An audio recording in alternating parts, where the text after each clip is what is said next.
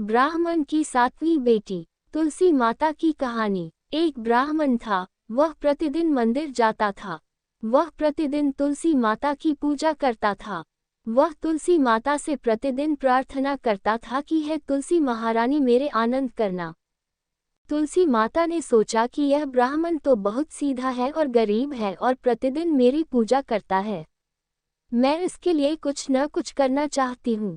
तो तुलसी महारानी एक कन्या का रूप बनाकर बैठ गए और उस ब्राह्मण को बोला कि ब्राह्मण मैं भी तेरे घर आना चाहती हूँ। ब्राह्मण ने सोचा कि 6 लड़कियां तो मेरे पहले से ही है और 7 लड़कियों का मैं कैसे पालन पोषण करूँगा, लड़कियों की शादी कैसे कराऊंगा, मेरे पास तो कुछ ऐसा भी नहीं है। यह विचार करके वह बहुत परेशान रहने लगा। उसको तो खाना भी नहीं भा रहा था। उसकी औरत ने कहा कि क्या बात है, आजकल बहुत दुखी दुखी रहने लगे हो। तो इस पर ब्राह्मण बोला कि मैं मंदिर जाता हूँ, वहाँ पर एक छोटी सी सुंदर सी कन्या बैठी है और वह कहती है कि ब्राह्मण मैं आपके घर आऊँ। उसकी पत्नी बोली कि अरे इसमें परेशान होने की क्या बात है, आ रही है तो आने दो। ब्राह्मण बोला कि पहले से अपने 6 लड़कियां तो हैं ही, उनकी भी अपने को शादी भी करवानी है।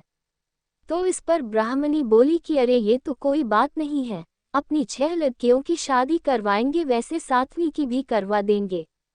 अपने 7 लड़कियों की शादी साथ में करवा देंगे। अगले दिन जब वह ब्राह्मण मंदिर गया तो उस छोटी कन्या ने पूछा ब्राह्मण मैं आपके घर आऊं? तो ब्राह्मण बोला कि हाँ चल बेटा चल। उनको वह घर पर लेकर आ गया। तुलसी माता के कन्या के रूप में ब्राह्मण के घर आने से ब्राह्मण के घर बहुत आनंद हो गया। घर में लक्ष्मी की बारिश हो गई। जब ब्राह्मण 7 कन्याओं की शादी के लिए वर ढूंढने जाने लगे तो उस छोटी कन्या ने कहा कि मेरे लिए तो शालिग्राम जी के मंदिर में जाकर शालिग्राम जी को बोलना कि बारात लेकर आए और मेरी 6 बहनों के लिए तुम्हारी इच्छा से वर ढूंढ लेना।